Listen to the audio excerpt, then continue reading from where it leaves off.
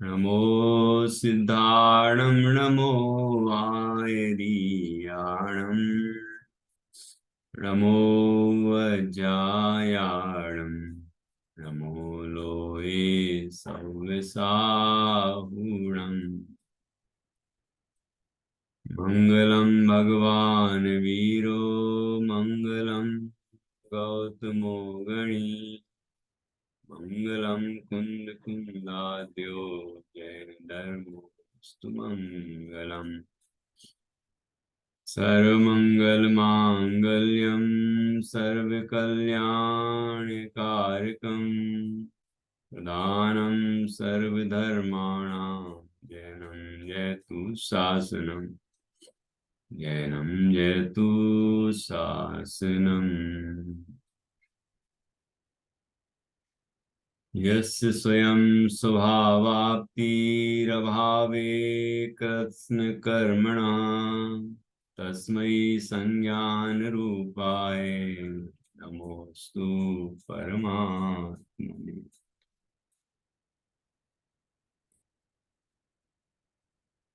आचार्य श्री पूज्यपाद स्वामी द्वारा रचित यह इष्टोपदेश नामक ग्रंथ है। इसके 24 नंबर के श्लोक पर हमने कल चर्चा की थी। उसी के अंतर्गत उसके भावार्थ पर चर्चा बाकी है और फिर हम आज 25वें श्लोक पर चर्चा करेंगे। यहाँ प्रश्न किया था कि जो अध्यात्म लीन ज्ञानी हैं उन्हें क्या प्राप्त होता है। जो आत्मा में लीन रहते हैं, स्वरूप निष्ठ रहते हैं, स्वसंवेदन करते हैं, स्वानुभव में मग्न रहते हैं, देह से भिन्न ज्ञान और आनंदमयी शुद्ध चैतन्य सिद्धों के जैसा जो हमारा आत्म तत्व है उसमें ही लीन रहते हैं, उन्हें क्या प्राप्त होता है। तो इसके उत्तर में इस श्लोक में बताया कि संवर प्राप्त होता है, निर्जरा प्राप्त होती है, संवर पूर्वक निर्जरा से मोक्ष प्राप्त होता है। और सरल भाषा में बात करें, प्रयोजन की बात करें तो निराकुल सुख प्राप्त होता है, आत्मिक आनंद प्राप्त होता है और फिर परमानंद प्राप्त होता है।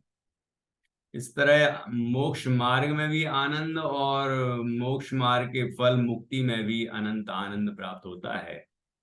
इसलिए हमें शुद्धात्म तत्व का अनुभव करना चाहिए और इससे ही संवर हो जाता है, इससे ही निर्जरा हो जाती है, इससे ही मोक्ष हो जाता है।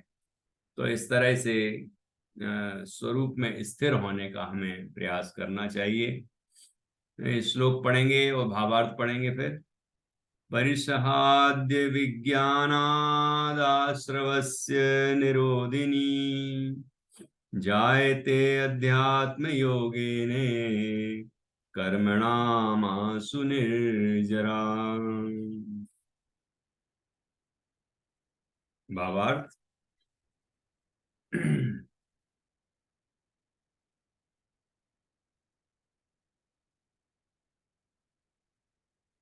अध्यात्म योग से आत्मा में आत्मा का ही जुड़ाव करने से कर्मों की निर्जरा होती है। उन ध्यान करने वाले जीवों के दो प्रकार हैं।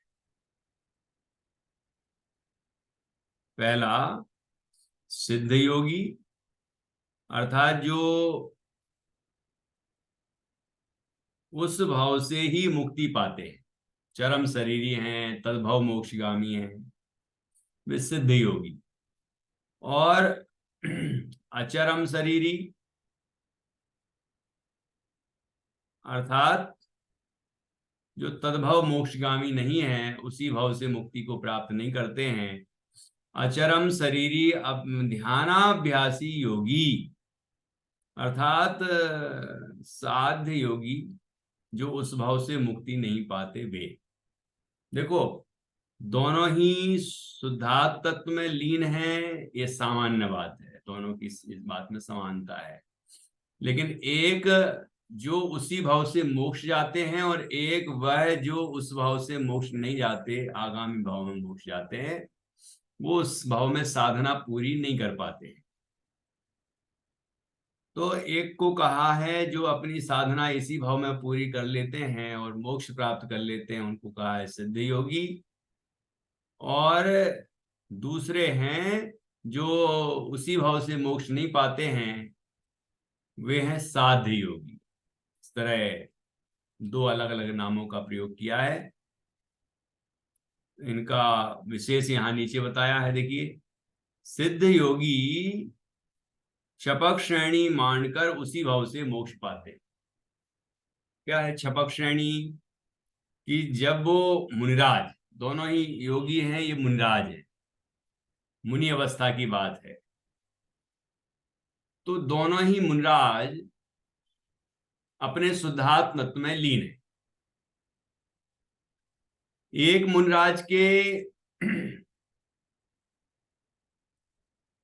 मोहिनी कर्म का क्षय होना शुरू होता है और क्षय होते होते होते होते पूर्ण क्षय हो जाता है, मोहिनी कर्म का नाश हो जाता है, और फिर ज्ञानावरण दर्शनावरण और अंतराय का नाश होने पर केवल ज्ञान हो जाता है, और वो केवल ज्ञानी परमात्मा अरहंत भगवान फिर सिद्ध अवस्था को प्राप्त हो जाते हैं। तो एक ने क्षपक श्रेणी आरोहण की, अर्थात 8वें गुणस्थान से जो 12वें गुणस्थान तक श्रेणी है क्षपक श्रेणी, जिसमें मोहिनी कर्म का क्षय होता है, नाश होता है।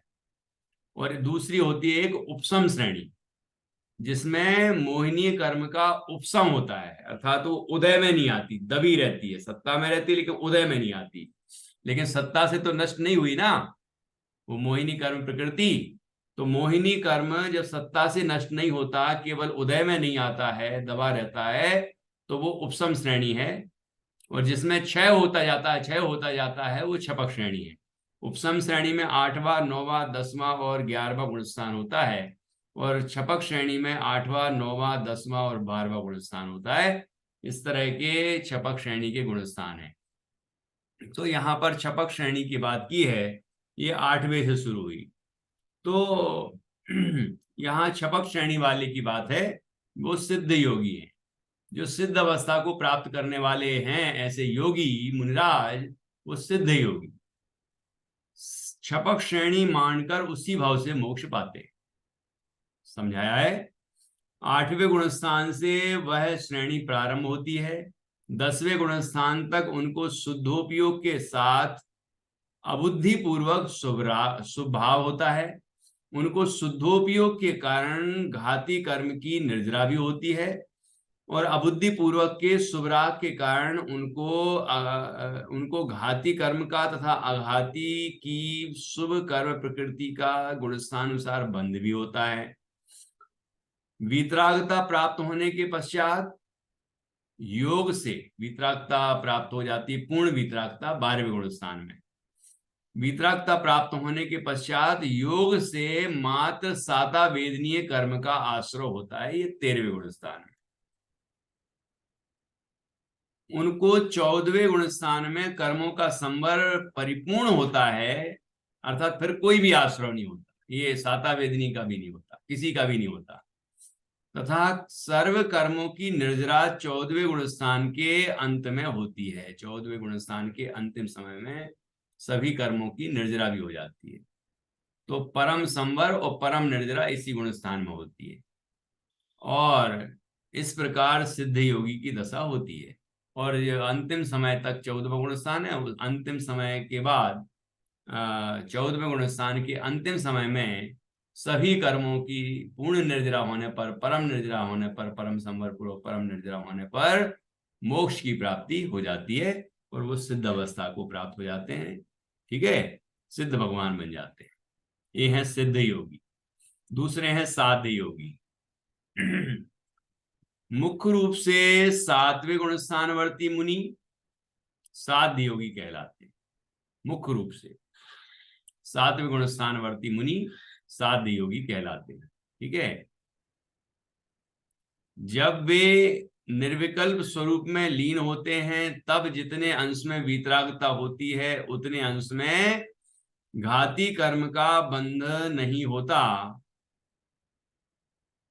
परंतु वहां अबुद्धि पूर्वक सुवराग होने से उतने अंश में घाती कर्म का तथा असाता वेदनी आदि शुभ कर्म का बंध होता है, परंतु असाता वेदनी आदि अशुभ कर्म का बंध नहीं होता।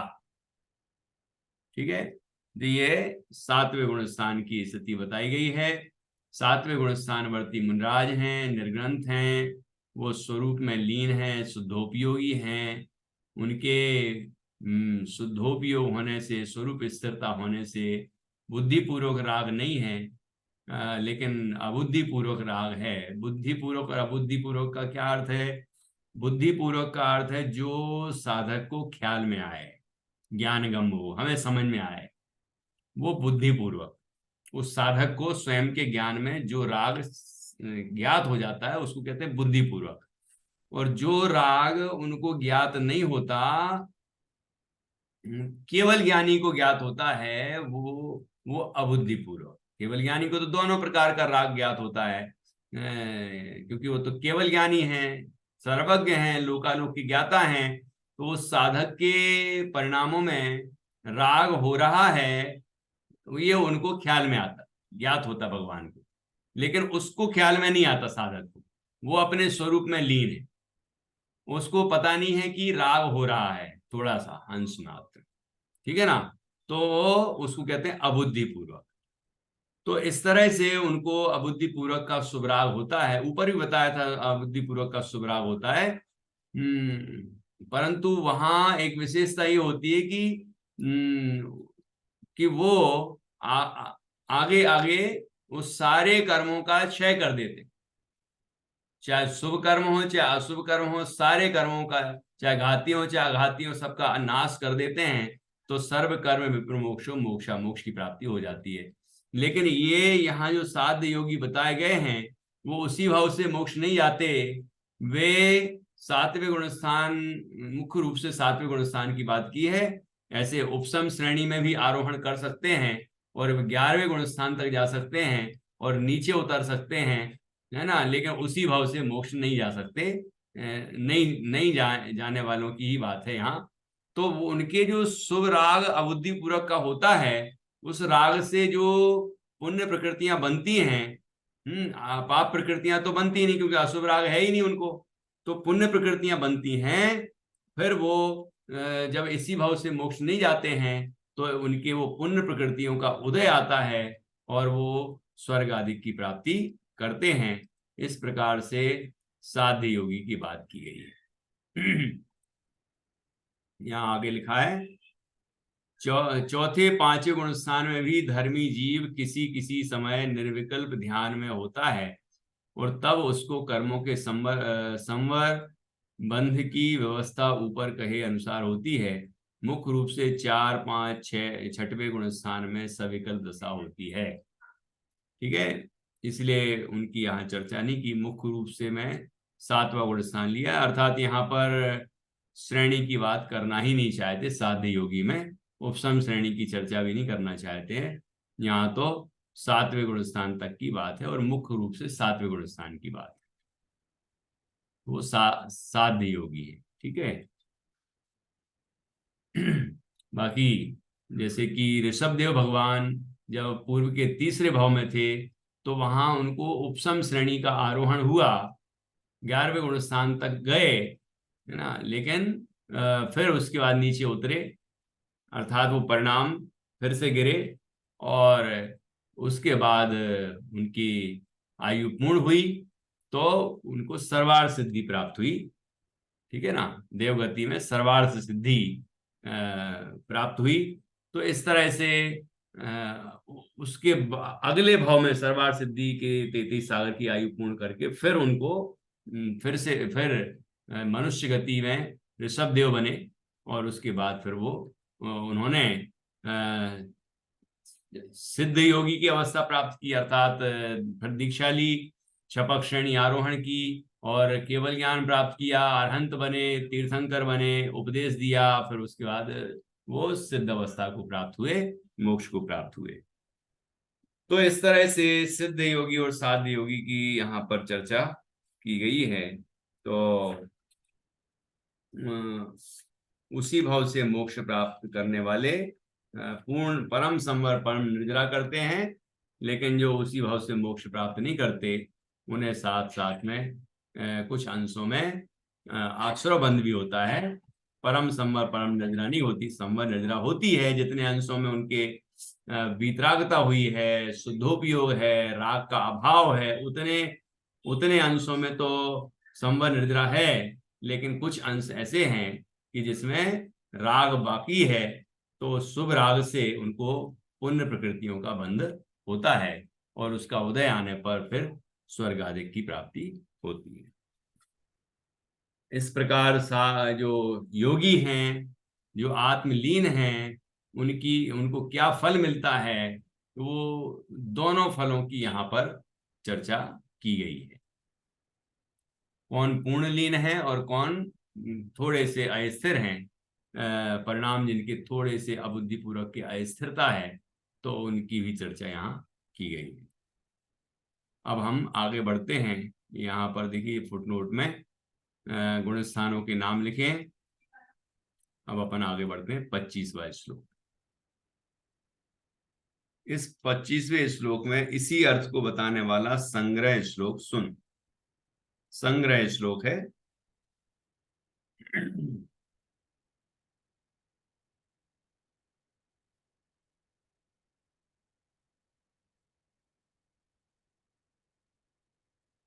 देखिए पढ़ते हैं। कटस्य कर्ताहमिति संबंधास्याद्वयोर्द्वयो ध्यानं ध्येयं यदात्मैव संबंधा कीदृशस्तदा। इसी अर्थ को बताने वाला संग्रह श्लोक सुन। कटस्य कर्ता अहम इति। कट, कट का अर्थ क्या होता है? चटाई। चटाई बिछाते हैं ना, चटाई, आसन। तो कटस्य कर्ता अहम, कट का अर्थात चटाई का कर्ता मैं हूं। इति इस प्रकार, संबंधा स्यात् द्वयोर्द्वयो, संबंध होता है द्वयोर्द्वयो, द्वयो दो पदार्थों के, दो पदार्थों के बीच में। ठीक है, क्योंकि मैं जीव और चटाई पुद्गल, ये दो द्रव्य हो गए। दो द्रव्यों के बीच में संबंध बताया गया है कि मैं चटाई का कर्ता हूं, अर्थात जीव को पुद्गल का कर्ता बताया, तो दो द्रव्यों का संबंध बता दिया गया है। ध्यानम ध्यानम ध्येयम यदात्मैव संबंधा कीदृशस्तदा, कि आत्मा ही ध्यान और आत्मा ही ध्येय रूप हो जाए तब संबंध कैसा। यहाँ तो मैं आत्मा और चटाई, मैं आत्मा कर्ता और चटाई कर्म, मैं चटाई का कर्ता, ऐसा तो दो द्रव्य हो गए, दो हो गए। लेकिन ध्यान करने वाला भी मैं ही और ध्यान में आने वाला भी मैं ही, तो ध्यान और ध्येय एक ही हो गए। ध्यान और ध्येय एक ही हो गए। चिद भाव कर्म, जहां ध्यान ध्याता ध्येय को न विकल्प बच भेदन, जहां चिद भाव कर्म चिदेश करता चेतना क्रिया तहां, तीनों अभिन्न अखिन्न सुधोपयोग की निश्चल दशा, प्रगति जहां निज दृग ज्ञान व्रत ए तीन धा एक ही लसा। एक ही दिखाई देते हैं, वहां पर अलग अलग विकल्प नहीं होते कि मैं ध्यान करने वाला और ये मैं इस आत्मा का ध्यान करने वाला अरे मैं ही ध्यान करने वाला, मैं ही ध्यान में आने वाला, और मेरी वो क्रिया ध्येय, ये सब एक ही, बस एक ही हैं, अभेद हैं, उनमें भेद नहीं है। तो फिर काय का संबंध कहा जाए कि ध्यान और ध्येय में संबंध है, तो संबंध भी नहीं कहा जाता है। इस प्रकार यहाँ उदाहरण देके समझाया गया है। अब देखिए और थोड़ा हम पढ़ेंगे तो ये विषय और स्पष्ट होगा। मैं चटाई का करता हूं, इस प्रकार अलग अलग दो द्रव्यों के बीच संबंध हो सकता है, जबकि आत्मा ही ध्यान और ध्येय रूप हो जाए तब संबंध कैसा। ठीक है, हो सकता है कौन वह, कि संबंध अर्थात द्रव्यादि के साथ प्रत्यासत्ति अर्थात निकट संयोग,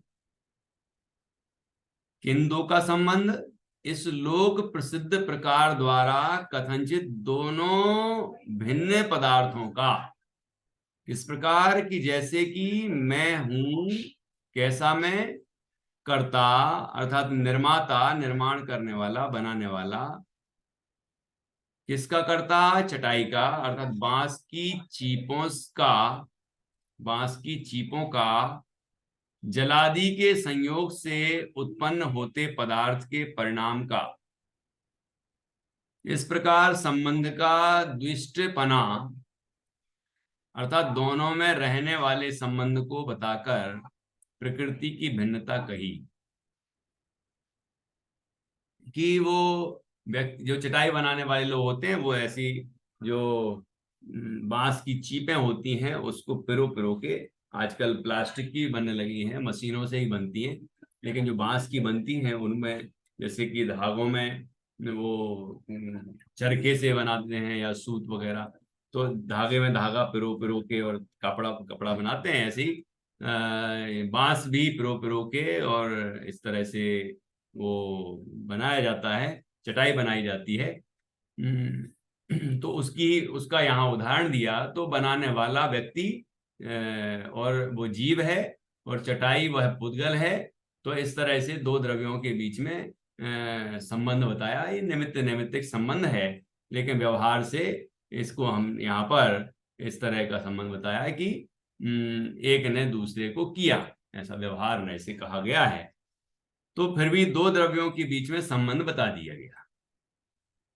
अब यहाँ पर क्या कहते हैं, अनादि से आत्मा और कर्म का संयोग संबंध है, परंतु संबंध दोनों भिन्न पदार्थों के बीच हो सकता है, इसलिए प्रकृति कर्म आत्मा से भिन्न पदार्थ है, ऐसा कहा है। संबंध तो दो द्रव्यों के बीच में हो सकता है, संयोग व्यवहार न से, ठीक है ना, आत्मा और कर्म का संयोग संबंध है, आत्मा है और कर्म है, दोनों का संयोग, क्योंकि दो अलग अलग द्रव्य हैं लेकिन संयोग हुआ है, उनके एक क्षेत्र हुआ संबंध है, दोनों के निमित्त नैमित्तिक संबंध है, परंतु संबंध दोनों भिन्न पदार्थों के बीच हो सकता है, इसलिए प्रकृति आत्मा से भिन्न पदार्थ है, ऐसा कहा है, अर्थात वो कर्म जो है वो आत्मा से भिन्न है, ये कहा गया है। ध्यान इत्यादि जिस द्वारा ध्यान में आवे अर्थात जो ध्यावे वह ध्यान है, अथवा ध्याति क्रिया में जो करण साधन होवे अथवा कर्ता होवे उसको सर्व को ध्यान कहते हैं। ध्यान का जो ध्यान करने वाला ध्याता, ध्यान करना वह ध्यान क्रिया, और ध्यान जिसका किया वह ध्येय, ध्यान ध्याता ध्येय, ठीक है। तो इस तरह तीनों में संबंध है। अब यहाँ तीनों जो हो रहे हैं वो तीनों एक ही द्रव्य है, ठीक है। अभी देखते हैं आगे क्या कहना चाह रहे आचार्य। तत्वानुशासन श्लोक 67 में कहा है कि, ऊपर श्लोक है, श्लोक की एक पंक्ति है, ध्यायते एन तद्ध्यानम यो ध्यायति स एव वा। क्या अर्थ है? जिसके द्वारा ध्यान किया जाता है वह ध्यान, अथवा जो ध्यान ध्याता है वही ध्यान है। जो ध्यान ध्याता है अर्थात ध्यान करता है, ध्याता है, वही ध्यान है। अथवा जो ध्यान में आता है, ध्यान में आता है वह, अथवा ध्याति को ध्यान कहते हैं। यहाँ देखो, ध्यान करने वाला, ध्यान और ध्येय सबको एक ही कहा जा रहा है। जो ध्यान में आता है वह ध्येय है, अथवा ध्याति क्रिया से ध्येय समझना। जब आत्मा का परमात्मा के साथ एकीकरण के काल में आत्मा ही चिन्मात्र हो जाए, तब द्रव्य कर्म के साथ आत्मा का संयोग आदि रूप किस प्रकार का संबंध हो सकता है, जिससे अध्यात्म योग से कर्मों की शीघ्र निद्रा हो जाती है। इस संबंध ही श्लोक 24 में परमार्थ से कहने में आया है। क्या कहना चाह रहे हैं आचार्य यहाँ? कि देखो, मैं चटाई बनाने वाला, तो मैं जीव, चटाई पुद्गल, तो दो द्रव्यों के बीच में ऐसा संबंध, संयोग कहा जाए, ठीक है। कर्म के साथ जीव का संयोग कहा जाए, कर्म पुद्गल, जीव चेतन।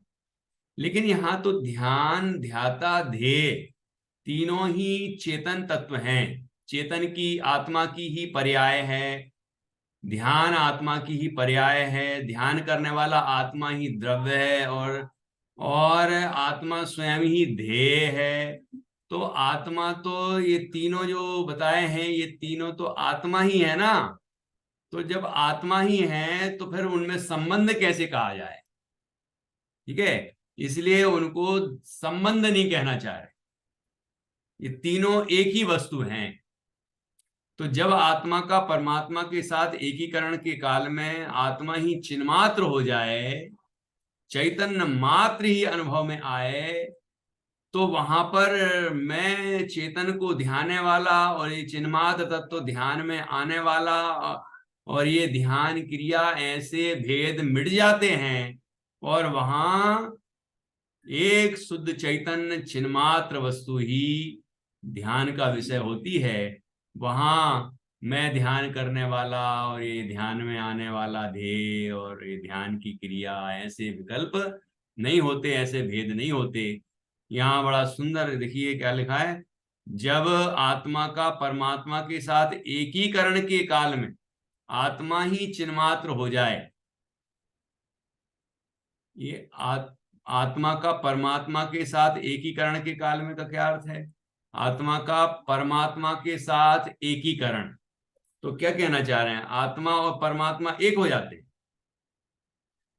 तो आत्मा एक द्रव्य, परमात्मा दूसरा द्रव्य, दोनों एक हो गए। तो ये तो अन्य मतों में मानते हैं कि आत्मा परमात्मा रूप हो जाता है, या परमात्मा, आत्मा यहां से निकल के परमात्मा स्वरूप हो जाता है। ऐसा कहना चाह रहे हैं क्या कि नहीं, है जैन दर्शन की ऐसी मान्यता ही नहीं है, जैन दर्शन का ऐसा दर्शन ही नहीं है। तो क्या है यहाँ कहना चाह रहे हैं कि आत्मा का परमात्मा के साथ एकीकरण के काल में, तो आत्मा और परमात्मा एक कब होते हैं? तो यहाँ एक होने का अर्थ ये नहीं कि आत्मा परमात्मा, जो परमात्मा दूसरा द्रव्य है ना, जो परमात्मा बन चुके हैं, ये ना, तो वो आत्मा अलग है, मैं आत्मा अलग हूं, तो दो एक हो जाते हैं, ऐसा नहीं कहना चाह रहे हैं। जैसे परमात्मा है ऐसा ही मेरा स्वभाव है, तो उस स्वभाव का जो हम अनुभव कर रहे हैं, परमात्मा के जैसे ही अपने स्वभाव का, उस स्वभाव रूप ही हो जाता है। या ऐसा कहें कि परमात्मा और आत्मा में भेद नजर नहीं आता है, इसको कहते हैं एकीकरण। भेद नजर नहीं आता अर्थात वो मैं एक हो गए ऐसा नहीं, वो और मैं एक जैसे ही हैं, क्योंकि जैसे परमात्मा है ऐसा ही मैं स्वभाव से परमात्मा हूं। जब ऐसी अनुभूति प्रकट होती है तो उसको कहते हैं परमात्मा का एकीकरण, अर्थात परमात्मा और आत्मा में भेद नजर नहीं आता, इसको ही कहते हैं अभेद भक्ति। ठीक है, अद्वैत भक्ति। ठीक है, तो कोई इसका तात्पर्य ये नहीं कि परमात्मा और आत्मा एक हो गए। परमात्मा और आत्मा एक नहीं हो सकते, लेकिन परमात्मा अलग है और मैं अलग हूं, परमात्मा का स्वरूप अलग है, मेरा स्वरूप अलग है, ये भेद मिट गया। जैसे परमात्मा है ऐसा ही मैं हूं, ऐसी अनुभूति प्रकट हो जाती है, स्वयं कोई परमात्म स्वरूप अनुभव करता है। इसको कहते हैं जब आत्मा का परमात्मा के साथ एकीकरण के काल में एकीकरण हो गया, एक हो गए। देखो एकीकरण ये इस तरह का एक प्रत्यय है, जो एक नहीं है लेकिन एक किए गए हैं उसको एकीकरण कहते हैं। ना कृष्णम कृष्णम करोति इति कृष्णी करोति, जो काला नहीं है लेकिन काला किया गया है उसको कहते हैं कृष्णी करोति।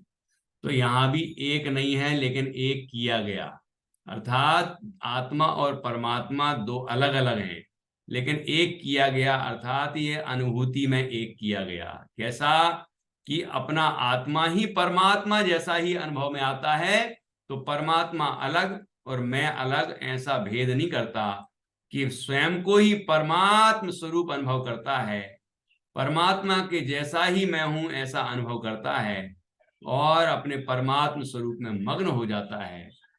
ठीक है, तो चिन्मात्र भासता है। देखो लिखा है जब आत्मा का परमात्मा के साथ एकीकरण के काल में आत्मा ही चिन्मात्र हो जाए, आत्मा ही चिन्मात्र चैतन्य मात्र ही हो जाता है, अर्थात वैसा ही अनुभव में आता है, उसके अंदर अनंत गुण हैं, अनंत धर्म हैं, अनंत शक्तियां हैं, उनका कोई भेद नहीं नजर आता, ध्यान ध्याता ध्येय का भेद नजर नहीं आता, एक चिन्मात्र है, चैतन्य मात्र है, ऐसा ही अनुभव में आता है, चिन्मात्र भासने लग जाता है।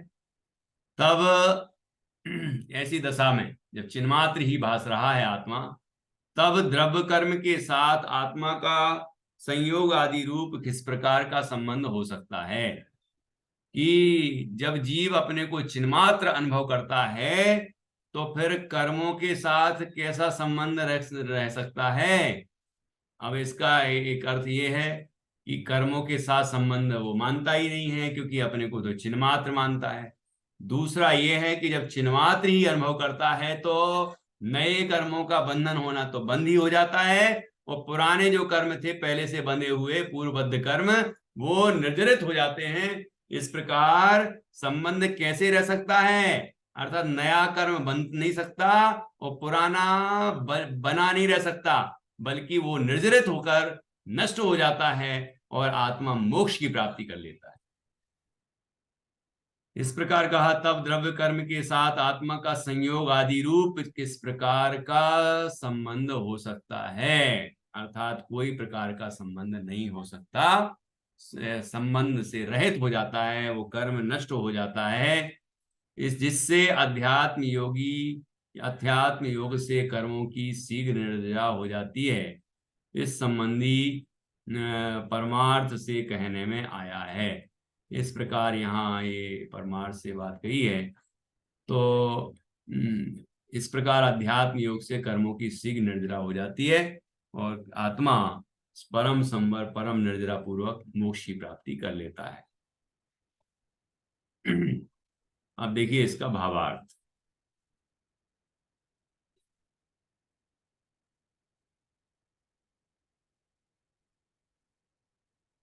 यहाँ तो कोई प्रश्नवाचक चिन्ह नहीं लगा है, नीचे प्रश्नवाचक लगा है हिंदी में, आवश्यकता तो नहीं है।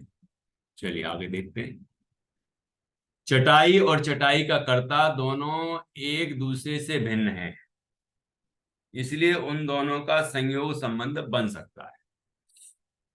संयोग संबंध है ना, दो द्रव्य एक हो गए ये नहीं, संयोग संबंध, ऐसा उपचार से कथन कि दोनों एक कर्ता और एक कर्म।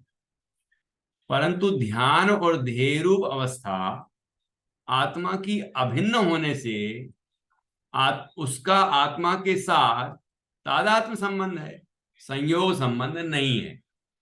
द्रव्य और पर्याय तादात्म्य रूप होते हैं, एक रूप होते हैं, एक ही द्रव्य है वो, ठीक है ना, इसीलिए उनमें संयोग नहीं कहा जा सकता। दो द्रव्यों में संयोग कहा जाएगा, कर्म का आत्मा के साथ संयोग कहा जाएगा, लेकिन ध्यान और ध्येय का संबंध संयोग नहीं कहा जाएगा, क्योंकि वो तो एक ही द्रव्य है, तादात्म्य है, उस स्वरूप है वो। अग्नि उष्णता स्वरूप है, पानी शीतलता स्वरूप है, शक्कर मिठास मय है। ऐसी द्रव्य और पर्याय एक मय है, ठीक है, अभिन्न वस्तु है, अभिन्न है। तो परंतु ध्यान और ध्येय रूप अवस्था आत्मा की अभिन्न होने से उसका आत्मा के साथ तादात्म्य संबंध है। तादात्म्य, तत् आत्म, वही आत्मा है, अर्थात वही उस स्वरूप संबंध है। ध्यान और ध्येय एक स्वरूप है, पर्याय और द्रव्य एक स्वरूप है। जिस दृष्टि से बात चलती है उस दृष्टि से ही समझना चाहिए। यहां ये कहना चाह रहे हैं कि वहां पर्याय और द्रव्य का भेद नहीं है, ठीक है।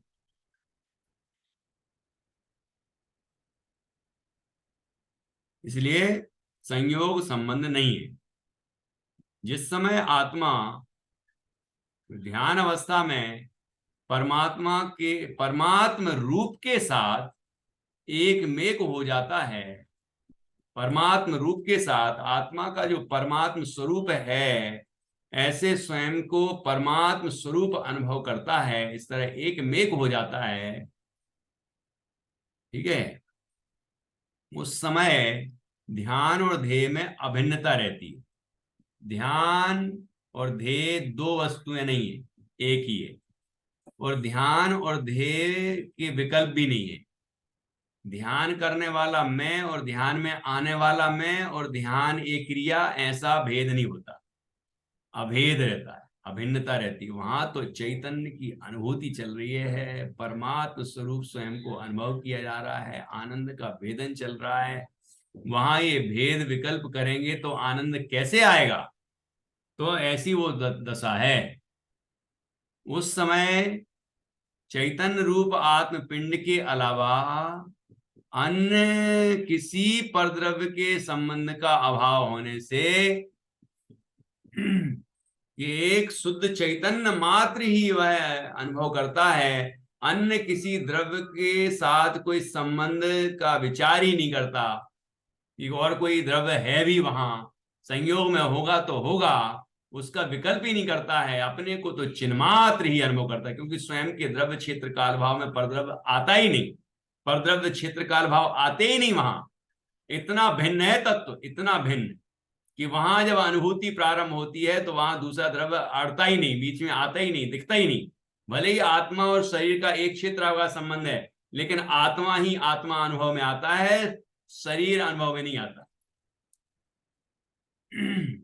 शरीर है भी ये पता नहीं चलता, ऐसा आत्मा का अनुभव होता है, ऐसा चिन्मात्र भासता है।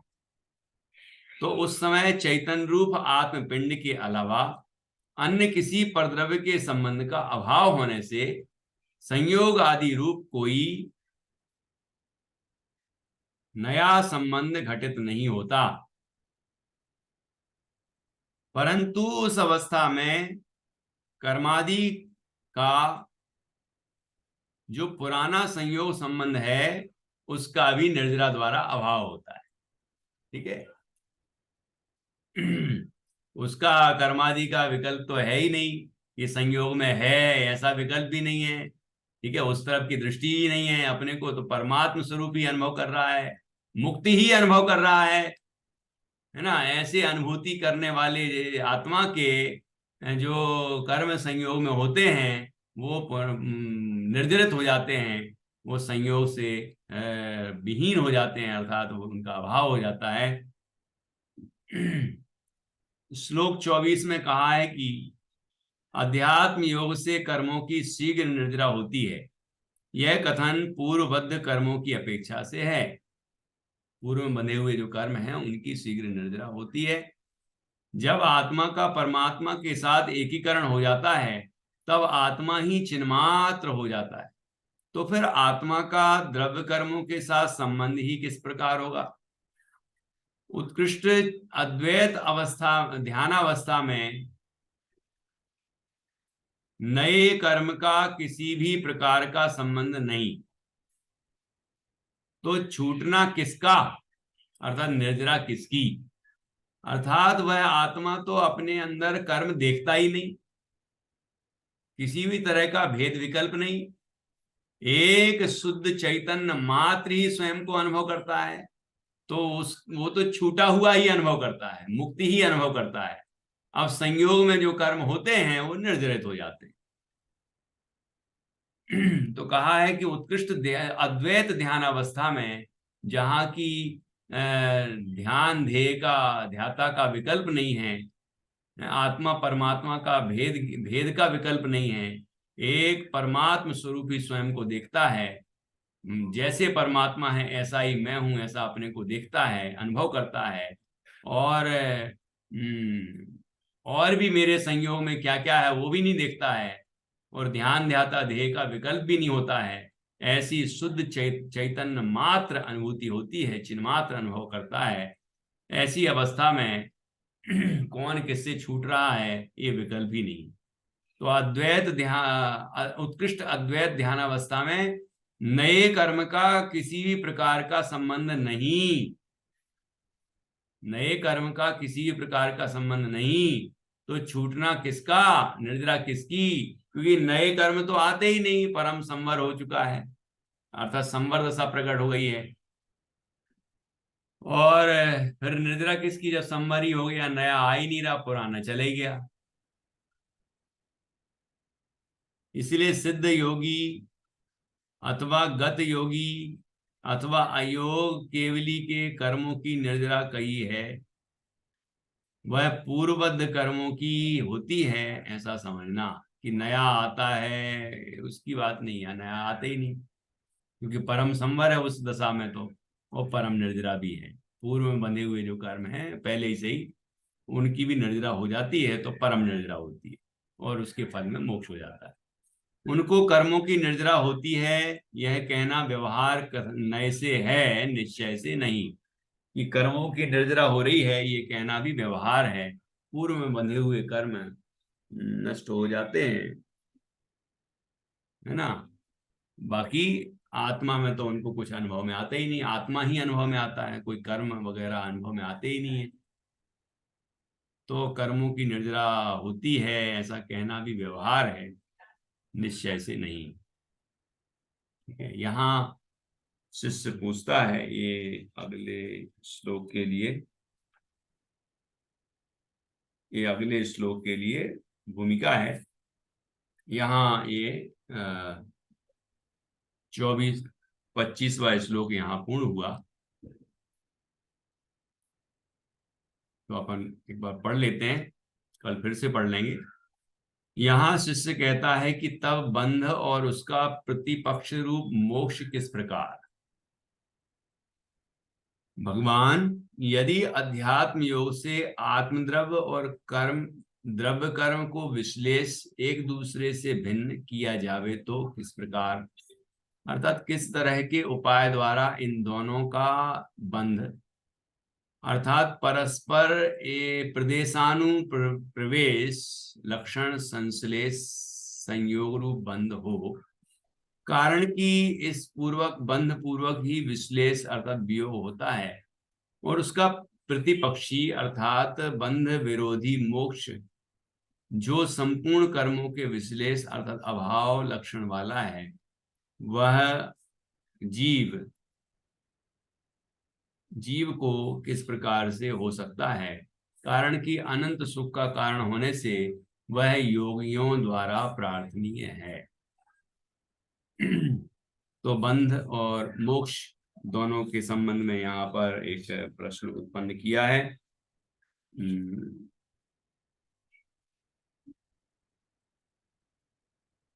क्योंकि यहाँ तो कह दिया उनको बंध ही नहीं है, नया बंध होता नहीं, पुराना जो है वो फिर जाता है, उसको भी व्यवहार से कहा है। तो जब बंध ही नहीं है तो मोक्ष कैसे।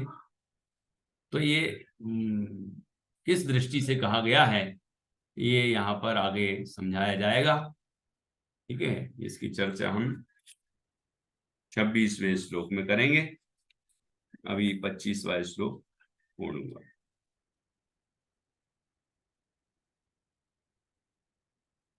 एक बार 25वें श्लोक का पाठ कर लेते हैं।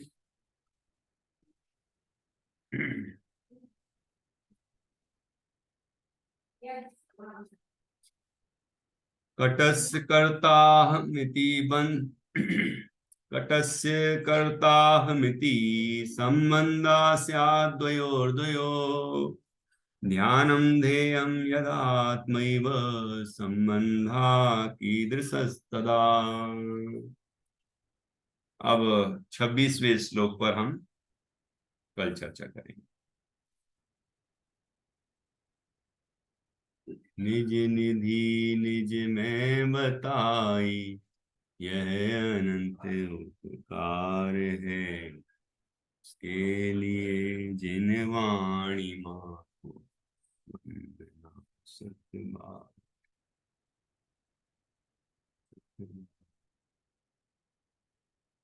गुरुद्वारा सांग जिनवाणी माता की जय, महान जिन धर्म की जय।